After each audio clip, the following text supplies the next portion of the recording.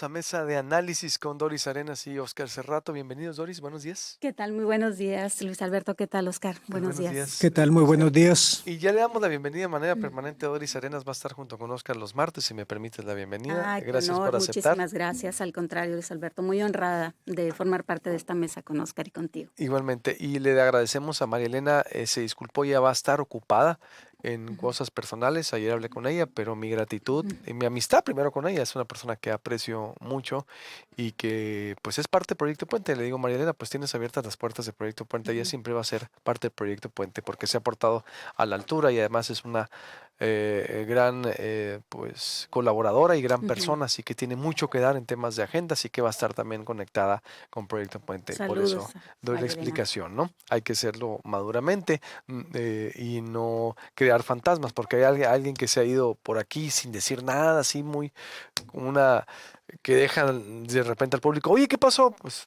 digo, yo doy la explicación pública que me dan ellos, así que, Ujú. y soy una persona muy transparente. ¿Cómo ven con esto? Si el cambio va a ser gatopardismo en Sonora, yo hablo con eso y se las dejo ya. Para que todo cambie, para seguir igual, mejor que ni lleguen. Porque ya viendo nombres, los que se van dijeron que eran diferentes, no fueron diferentes. Los que se fueron también, tan solo en las notarías, le mueves tantito. O sea, ¿qué quiere decir que gane quien gane? Siempre perdemos todos, nótese la ironía, como ya abran el servicio público a los ciudadanos, ya otras cosas, porque si ayer dijo Alfonso, ¿no? Que creo hasta el último, iba a mandar una iniciativa para que el último año no se entregaran notarías, Ujú. ni en el último, ni el primero, ni en el segundo, ya denle notarías a la gente, proba que no sea política, que no paguen. Alfonso Brazo tiene una gran ventaja y que tiene que aplicar, con esto lo dejo. No le pidió, no pasó charola en campaña y eso enojó a muchos funcionarios. No tuvo la necesidad. Entonces llega sin compromisos prácticamente, tiene una oportunidad histórica de cambiar o cambia y no tiene ni la necesidad, ni él ni Antonio Cesarán, de llegar a hacer cometer barbaries. Por el amor de Dios, ya que sea algo diferente el servicio público, Doris. Adelante. Totalmente de Y con acuerdo. las Bueno, auditorías. iniciamos con el tema de las notarías. Bueno, ayer hizo una serie de anuncios el gobernador electo, pero la realidad, no sé si ustedes coincidan, pero desde mi punto de vista, el tema de las notarías es un tema de nicho. Sí, Es un así tema, chiquito, ¿no? O sí, sea, para cierto círculo, que es ujú. quien está interesado y quien conoce el tema, pero indudablemente que esto tiene muchas lecturas, desde el impacto que tiene una medida de este tipo hasta los señales de corrupción que puede haber en este tipo de acciones que se toman generalmente en el último año de gobierno y que lo está haciendo la gobernadora, la verdad, de una manera, pues hasta cínica, podríamos decir. ¿Es ilegal? No, no es ilegal. No está actuando en la ilegalidad. Lo que se cuestionan son las formas, es el tiempo, es a las personas a las que les están entregando las notarías. Y algo muy importante que comentabas, Luis Alberto, la opacidad. Hay una gran opacidad en la entrega de estas notarías. Y esto no es nada más de este sexenio, lo hemos visto, ya hacía Priscila, ya hacías tú también el recuento de las administraciones pasadas. Entonces, el matiz aquí en la información que dio ayer el gobernador electo es que una de sus primeras iniciativas sería justamente enviar esta iniciativa de ley para que no se entregaran notarías en el último año. Lo deseable sería que hubiera transparencia y que se revisaran los 6 años, no únicamente el último año de gobierno. Entonces, Dice, este tema le está generando ruido a la gobernadora, junto con otros temas también que anunció Alfonso Durazo, que la verdad no tendrían por qué sorprendernos, ni tendría por qué haber tantas lecturas en las columnas. Está haciendo lo que se espera que haga un gobernador electo y más aún viniendo de la oposición. Las auditorías están obligadas. Ahorita está en un proceso de entrega-recepción, pero ya cuando le entregan las llaves y revisen a fondo los cajones, seguramente saldrán muchas otras cosas. Lo que sigue es saber si realmente se va a seguir la recomendación que hacía el presidente López Obrador. auditar a fondo. Si hay irregularidades, darlas a conocer, que se presenten las denuncias en la fiscalía y que actúe la autoridad competente. Ahí vamos a ver entonces realmente si hay esta verdadera voluntad de cambio, que esperamos que así sea. Sería lo deseable y sobre todo que haya transparencia. Pero pues dice Alfonso que en la entrega de recepción ya no hay nada en los terrenos. Entonces está creyendo que Sonora es primer lugar sin observaciones, ¿no? Sin Pues, meterse quién está detrás de los contratos. Digo, en verdad, ¿hay interés en realidad, Alfonso Durazo, de pues dar a conocer esto? Pregunto, Oscar, de auditar al gobierno. ¿Cómo ves esta? Sí, bueno, quiero empezar con, en política, no de ahora, de toda una vida, desde la antigua Roma, venía y decían que la mujer del César no solamente tiene que ser puricasta, tiene que aparentarlo ser. Y en el ejercicio de gobierno, no hagas cosas buenas que parezcan malas, o aquí en este caso, cosas malas que aparentemente son malas y son reconocidas como malas prácticas por todos los actores que están observando esto. Ahora, el día de ayer vemos el tema de la auditoría que anuncia el gobernador electo a instancias de lo que dice, y ahora sí debo decir de forma muy respetuosa el presidente, porque dice cada quien haga lo suyo, y que si encuentran algo, y da una recomendación que en este país se llama línea, pero lo deja a la atribución de cada estado. El gobernador usa una palabra que es una auditoría profunda. En realidad lo que hay, no existe la auditoría profunda, existe auditoría financiera, de obra, una auditoría forense o una auditoría integral. Yo creo que lo que se refiere es una auditoría integral. Quien recibe un despacho tiene 15 días para revisar el estado que guardan las cosas que les entregan a partir de la entrega-recepción. Hay una ley de entrega-recepción del gobierno del estado y en estos 15 días cualquier irregularidad lo tiene que reportar a su órgano de control y ahí es donde empieza el procedimiento administrativo y si no se resuelve por la vía administrativa se va a derivar a responsabilidades y si el área de responsabilidades determina de que las hay, las va a turnar a la fiscalía o a quien corresponda. Esperemos así sea y que sea un proceso, ahora sigue usando la metáfora que usa el gobernador electo, profunda, que se haga conciencia y que se haga de forma exhaustiva, porque quien recibe y no reporta está incurriendo en responsabilidades a sí mismo.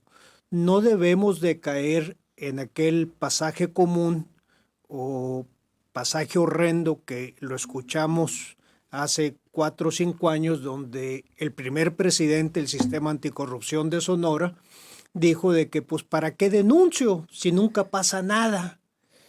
Eso se llama delito de encubrimiento y el Código Nacional de Procedimientos Penales en el 222 habla del deber de denunciar. Quien encuentre una irregularidad en este gobierno o en el que sigue o donde le encuentre, tiene un deber de denunciar y es su obligación legal. No es algo que van a hacer desde una forma graciosa o es una forma nueva de hacer política. La ley es la ley. Por otro lado, nos encontramos que el domingo Reforma presenta de que los estados La deuda. los van a Sí. entregar A ver, quebrados. quebrados. Yo lo decía hace 5 o 6 semanas de que había una quiebra financiera y que había una bancarrota moral. Y así le pone Reforma, Aquí malas vemos, cuentas, ahí está exactamente. ¿Cómo recibieron? ¿Deuda que recibieron? ¿Cómo recibieron y cómo entregan?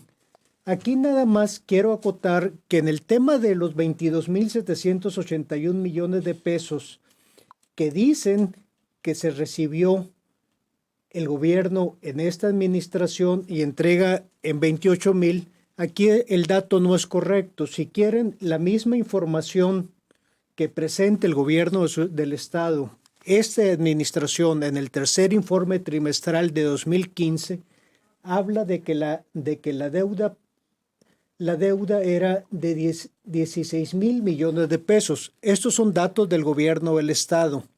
Entonces, si 16 mil nos vamos a 28 mil millones de pesos, que es lo que reporta Reforma, pues estamos hablando de un verdadero escándalo porque aquí no está incluida la deuda con proveedores. A ver, eso es muy importante lo que Sí. estás diciendo. Entonces, Esta es el la gobierno información. de Claudia Pavlovich recibió 16,300.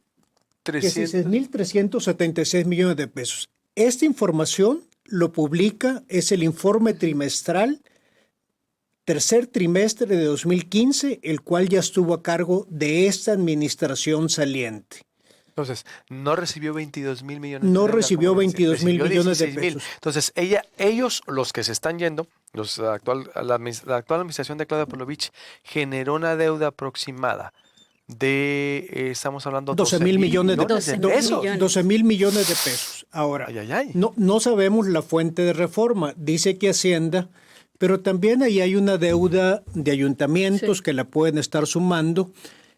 Pero el otro tema que es la importante es No, la- sí la sumaron. sumaron porque Aclara que son que como el- 4 mil que el- millones de pesos. Que el 80% es deuda Sí, contratada sí, por el gobierno sí. del Estado y el resto de municipios. Sí. ¿no? Y el otro tema que también lo mencionamos hace algunos meses, a finales del año pasado, principio de este año, hay un tema de ADEFAS, hay un tema de diferimiento en el pago a proveedores.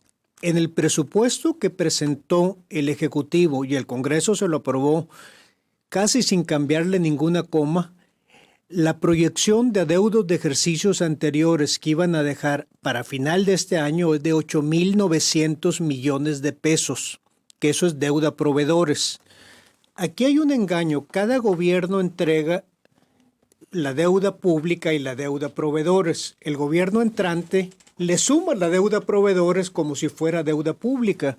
Lo hizo Padres con Burs, lo hizo Burs con López Nogales, y el gobierno de Claudia Pavlovich, si ustedes se acuerdan, de entrada pidió un crédito de 5 mil millones de pesos porque le debían a proveedores. Entonces, esa parte ahí va a haber una necesidad de una auditoría forense, que es dónde se fue el dinero.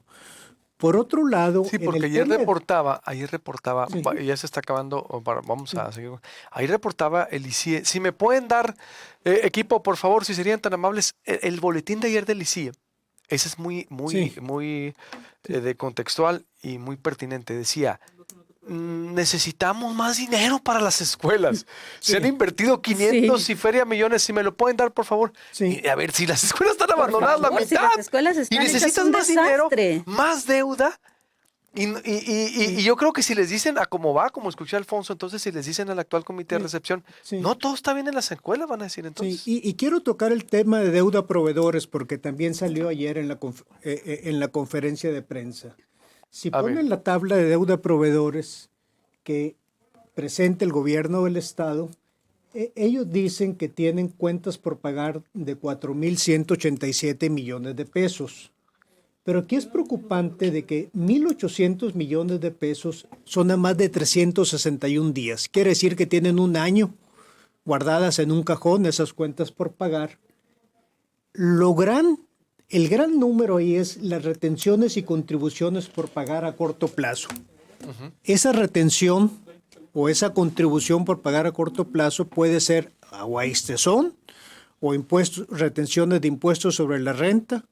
Están jineteando dinero que no es de ellos. Las retenciones son retenciones que hicieron por cuenta de alguien y se los tienen que entregar ya sea a ISTESON, que son las cuotas de los trabajadores, Ok. o el impuesto sobre la renta de las retenciones de honorarios. Tengo que despedir señal. Me sigo con la mesa con Proyecto Puente en toda la plataforma de Proyecto Puente. Vuelvo con Doris Arenas. Quédese en toda la programación de Proyecto Puente, proyectopuente.com.mx, Facebook, Twitter, Instagram, por todas partes. Continúo. Despedimos la señal de Megacable en el 151 y 1151 HD Megacanal y La Voz del Pitic. Te invitamos a seguir con nuestra transmisión en vivo en proyectopuente.com.mx, en TuneIn, Proyecto Puente Radio, Facebook y YouTube. Proyecto Puente, periodismo diferente. Volvemos aquí en la mesa de análisis. Suscríbase al canal de YouTube de Proyecto Puente, es gratis. Usted nos puede ver desde su oficina, desde su casa, desde las 6:30 o en vivo, o bien a lo largo del día como Proyecto Puente. Este programa está impactando todo el día, la plataforma está impactando todo el día. Como YouTube Proyecto Puente, suscríbase y es gratis. Doris, ¿cómo ves con este panorama que trae estos números que contrasta Oscar hace rato? Porque exacto, empezamos por notarías, pero el tema deuda, y si nos vamos a cada deuda, a cada rubro, hay una bomba de tiempo. Doris. Pues creo que el tema de las deudas en general de los estados debe de ser mucho más compleja de lo que nos imaginamos. De ahí que respetuosamente el presidente haya salido a hacer esta recomendación o sugerencia a los gobernadores que van a tomar protesta dentro de poco tiempo. En el caso específico de Sonora, dentro de la información que publica Reforma, pues especifica que de las 11 gubernaturas que ganó el pasado 6 de junio Morena, Alfonso Durazo va a recibir a la entidad más endeudada. Y después de conocer pues estas cifras, estos números que nos da Oscar, pues no nos queda la menor duda de que, como el propio gobernador electo lo dijo, va a recibir una papa caliente. Mi pregunta o la pregunta siguiente sería, con esos anuncios que hizo ayer el gobernador electo, ¿se rompe o se resquebraja esa tersura de la que habíamos estado hablando en este proceso de transición, en este interregno? Creo que no. Creo que no. Ayer el gobernador electo, en esta rueda de prensa con estos anuncios, pues acusó de recibida la sugerencia que hizo el presidente en la mañanera. Creo que fue bastante cuidadoso y aplicó los matices y las lecturas en los momentos que había hacerlo. Dijo que no, hasta el momento no se habían encontrado irregularidades en lo que lleva el proceso de entrega a recepción. Número 1, hizo otro matiz en el tema de las auditorías. Y número 3, dijo que el objetivo principal era transparencia e informar al ciudadano, que había que acostumbrarse a las auditorías. Por eso regreso a mi comentario inicial. ¿Qué está haciendo Alfonso Durazo, gobernador electo de Sonora? Lo que tiene que hacer. Aplicar las auditorías, las tiene que hacer, por ley tiene que revisar. O sea, en realidad no es nada extraordinario. Lo que pasa es que estábamos viendo un proceso, una transición demasiado tersa, por llamarlo de alguna manera, y perdón por el lugar común, pero es lo que estábamos viendo hasta ahora y que desde mi punto de vista lo vamos a seguir viendo en lo que resta del proceso. Yo también. Y el de sexenio. Yo no le veo ganas. Es que Alfonso, antes de empezar, ¿por qué? Va a decir la gente, ¿por qué Alfonso? Por algunos sectores hay que decirle, hay que llevarle a interpretar. ¿Por qué Alfonso ese comportamiento? Muy fácil. Porque antes de empezar la batalla electoral, se rindieron.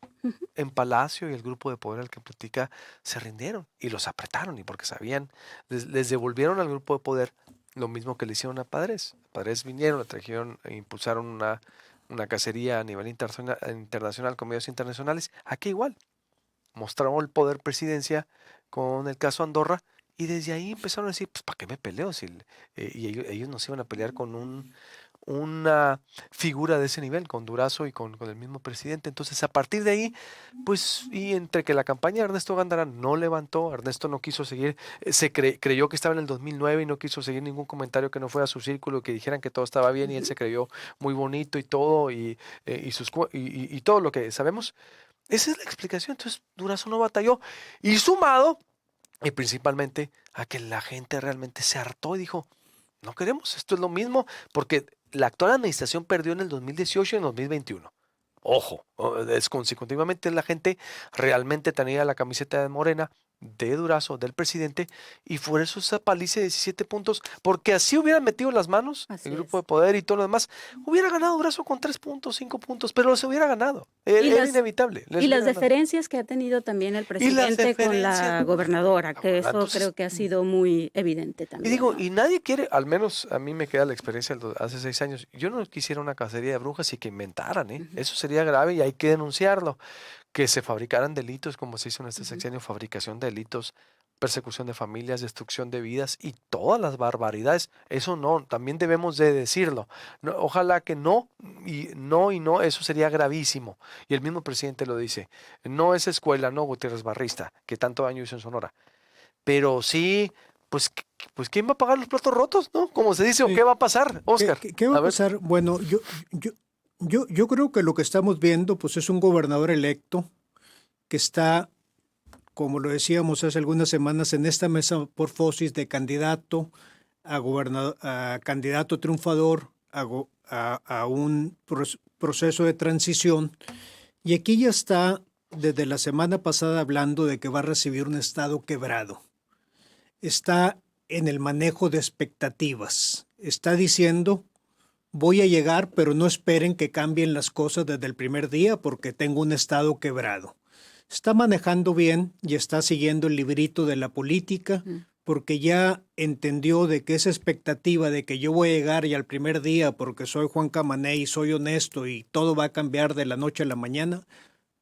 El 13 de septiembre, dentro de 26 días, nos vamos a despertar con un estado igual y la vida, como lo decíamos en las campañas, para el resto de los sonorenses va a cambiar muy poco. Va a cambiar para la clase gobernante que se va y la clase gobernante entrante, pero la vida del ciudadano, que es lo que importa en todo este ejercicio, la vida del ciudadano común y corriente, va a tener poco cambio y poco impacto en su vida cotidiana, y eso lo sabe el gobernador electo y por eso está manejando las expectativas. Ayer dijo un dato preocupante de que había deudas con proveedores del C5, creo que mencionó, Sí. de 500 millones de pesos. ¿500,000 o 500 millones? 500 ¿500 millones? millones. Ay, 500 Sí, millones de pesos, sí. Y aquí es importante porque cuando escuché esto, tienen que revisar muy bien el gasto de gobierno, en qué se gasta, porque hay una práctica perversa en algunos casos de rentar equipos. Es como si tú rentaras tus cámaras o decir, oye, Telemax tiene sus cámaras rentadas. Pues es el negocio, tener cámaras y micrófonos. ¿Cómo vas a rentar tus activos importantes?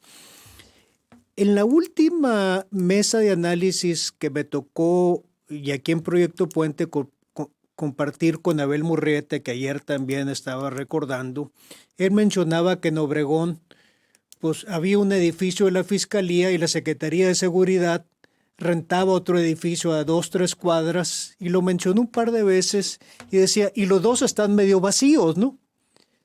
Entonces, esa predisposición de ir a rentar edificios cuando ya se tienen edificios propios del gobierno, o de rentar equipo, o de rentar cámaras, que es aparentemente el origen de la deuda del C5, pues si tu negocio es tener cámaras, cómpralas, dales mantenimiento, no las rentes porque seguramente esos contratos se vencen el 12 de septiembre y crean un caos.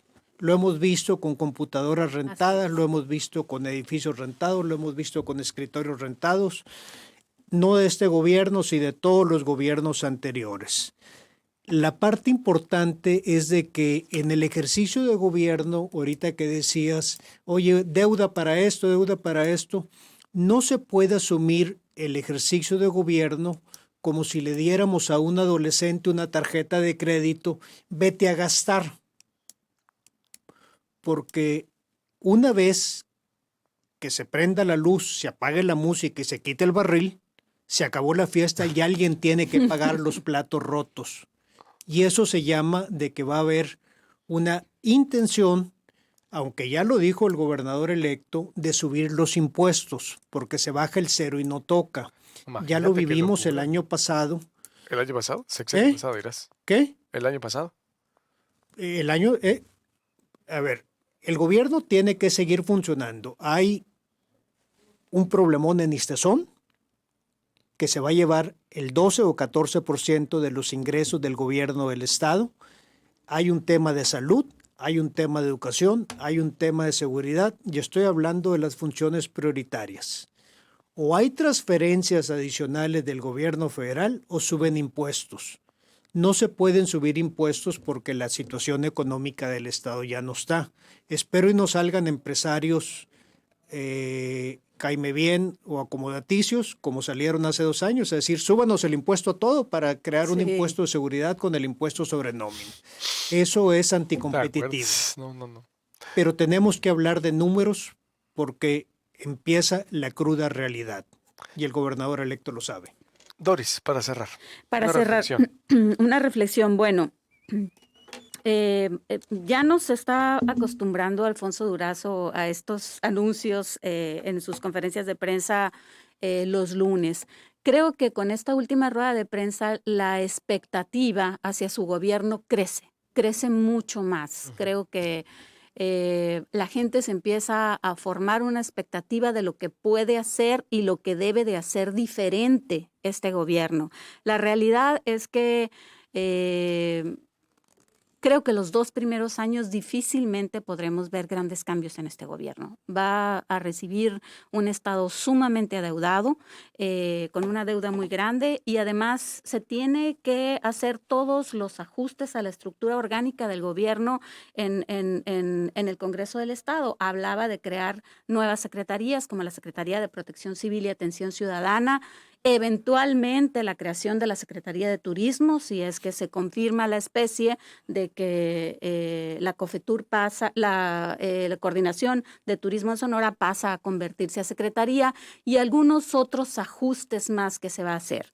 Y algunos anuncios que ha hecho que requerirán de recursos. Entonces, la expectativa es muy alta, Luis Alberto. Esperamos, en verdad, por el bien de Sonora, por el bien de los sonorenses, que le alcance para todos estos cambios. Pero por lo pronto, como vemos en cada fin de sexenio, pues el panorama es desalentador, y aquellas portadas que veíamos donde se hablaba de la aprobación altísima de una gobernadora innovadora que estaba ganando premios por transparencia y demás, creo que quedan muy atrás. Esa portada en Reforma del domingo pues fue brutal, donde aparece la cara de la gobernadora encabezando un estado con una deuda altísima, y que muchos nos cuestionamos, bueno, ¿dónde está la inversión? ¿Dónde están las obras? ¿Dónde está lo que ha hecho este gobierno? Hablando de eso, cierro con esto también. Ayer me mandó el ICIE. Dice el ICIE que como parte de las instrucciones otorgadas por la gobernadora Claudia Pavlovich, el ICIE, en coordinación de la Secretaría de Educación y Cultura, se ha trabajado para garantizar un regreso a las aulas en condiciones más seguras e higiénicas para estudiantes, personal docente de servicio y administrativo, ¿no? Dice que desde el inicio de la contingencia sanitaria, el Instituto Sonorense de Infraestructura Educativa ha rehabilitado 740 planteles de educación básica, donde se han invertido 405 millones de pesos. 405 millones de pesos que se han beneficiado para el beneficio de más de 257.500 niñas. Entre las acciones que se han realizado destacan lavamanos, áreas comunes, reparación de servicios sanitarios. Pues ¿dónde, no? Sustitución de estamos techos, hablando de escuelas rehabilitación de de Sonora. muro. Sí. Se invirtieron en educación media superior 29.5 millones de pesos, de los cuales 14.3 se aplicaron en obras de construcción, 8 millones de pesos en rehabilitación. Y dice, actualmente, pero no, este no es el completo, mis estimados. Me pasa. ¿Sí es el completo, Iván? Porque ayer el completo ayer decía, a ver, desde el inicio, que necesitaba más dinero. Decía, actualmente se están concluyendo obras en proceso del programa de lavamanos, así como de rehabilitación, donde se está trabajando arduamente para concluir las previas al regreso a clases. No, pero había un apartado donde decía que se necesitaba más dinero. Pues todo ese dinero, y las escuelas, la mayoría están en malas condiciones. Sí. Por ejemplo, no es el completo. Tenía otro dato. Recuerdo que ayer dije, hasta me sorprendió el aire que dije yo, pero se necesita más dinero porque, ¿qué? Dije, todavía a final de sexenio con toda la de lo que estamos viendo aquí en más. Y sí cierras bien en el sentido de que, ¿cómo vamos a evitar, Oscar? Y esa sería otra mesa de discusión, Sí. que cada final de sexenio tengamos esta película. Sí. A ver, aquí hay una confusión entre inversión y gasto. O sea, están gastando ese dinero, de eso no tengo la menor duda. no estoy seguro de que lo están invirtiendo. Y la otra parte es de que la mayoría de estos contratos se dieron por asignación directa. Lo mismo que se le critica al gobierno federal de que hay opacidad, Sí. hay que criticarlo en estos contratos de asignación directa que están dando para estos mantenimientos, que es un gasto, no es una inversión. La otra parte, cuando hablan de necesito más dinero, pues me recuerda aquel muchacho que habla a su casa de Las Vegas, dice, mándeme más dinero que voy ganando, ¿no? O sea, es un contrasentido lo que estamos viendo, porque el dinero de mantenimiento, el dinero para el gasto corriente de las escuelas, en la cuenta pública del año pasado sí se ejerció. O sea, ya había una partida para eso y ahora lo vuelven a ejercer como una partida extraordinaria. Entonces, ahí, en este entrega-recepción, va a ser muy importante el deslinde de cuentas, de que se vea en qué se gastó y en qué se invirtió. Así, fácil. Sí. Clarísimo, Oscar. Así nomás, no necesitan mucho, hombre. O sea, no, a ver, vas a ver. ¿Cuánto gastaste? ¿Cuándo dijiste que gasté 400 en... ¿Qué plantel? A ver, llévame. ¿Dónde? Punto. Sí. A ver, ¿dónde están lo demás? Oye, Dices que dices atrás, ahí está. Tras saber, ¿dónde dice? Ese tras saber. Chequen, ese es el que leí ayer. Tras haber concluido obras y haber sido víctimas de vandalismo, como es el caso de la Escuela Jesús León González, la que pasamos ayer, se ha solicitado un recurso por parte de la SEC para atender dicha situación extraordinaria, donde se está a la espera del resolutivo para trabajar en ello. ¿Es en serio? Y después de toda la millonaria y las comaladas de millones, la SEC quiere más dinero para rehabilitar. O sea, ¿no les alcanzó? No les alcanzó, es la dependencia que tiene el presupuesto más alto. ¿Dónde está ese dinero? Digo, son 8,000, 10,000 millones de pesos en deuda. ¿Dónde están? ¿Qué obras? Y está muy fácil. A ver, yo creo que el Comité de Transición y Alfonso Durazo le están dando muchas vueltas al asunto. Pero entiendo el compromiso, pues les escrituraron el Estado. Está bien, entiendo, no metieron ni las manos. Y aún así, yo insisto, Alfonso, aún así se hubiera unido Beltrones, Ernesto Gándara, Mazón y todos, y Claudia, se hubieran aferrado. Les hubiera ganado Alfonso con 3 puntos, pero les gana. ¿Por qué? Porque está, en fin. Pero está muy fácil, hombre. Ahí está, a ver, ¿dónde está la deuda? Si realmente hay. A ver, tú dices que tienes 8,000 de deuda, compruébame dónde está ese dinero y ya. Y ya, hombre, no se requiere nomás hacer las cuentas y punto. Sí, Y ya. son las cuentas y es muy importante revisar porque uno de los cánceres que hay en este país son las empresas fantasmas, las empresas factureras, que quienes las usan más son los gobiernos, gobierno federal, estatal y municipal. Entonces, no solamente en qué gastaron, sino con quién lo gastaron, quiénes son los accionistas, porque no nos vayan a salir con que hay empresas que están facturando, que son de albañiles, que son de gentes que lo sacaron de los padrones de los beneficiarios de los programas de gobierno, con accionistas fantasmas o accionistas que ni siquiera sabían que ellos eran accionistas o dueños como aquel cantinero de hace algunos años. La parte esa es para atrás. El nuevo gobernador o el gobernador electo tiene que, como buen estudiante que es de la historia, aprender las lecciones de la historia para no repetirlas. Está ante la posibilidad de dignificar el ejercicio de gobierno, de que no estemos dentro de 6 años hablando de que la fiesta se acabó. Tenemos que, ahora sí, como sociedad civil, como sociedad interesada, informada y participativa, vigilar al gobierno, señalar, y espero que este nuevo gobierno que viene no tenga la mano tan pesada como lo ha tenido este gobierno contra todos aquellos que hemos señalado las cosas que no están funcionando bien. Y eso es una plegaria. Ese es otro tema de análisis. Ese es otro tema, que luego le entramos. Nos vemos el martes, se extendió, es que estuvo bueno, era necesario extenderla, y nos quedamos cortos, podemos quedarnos de aquí hasta las 12 y nos seguimos quedando cortos. Sí. Gracias, Doris. Al contrario, Nos vemos gracias, el próximo nos vemos. martes, suscríbase al canal de YouTube. Esto fue Proyecto Puente, compromiso. Gracias por acompañarnos un día.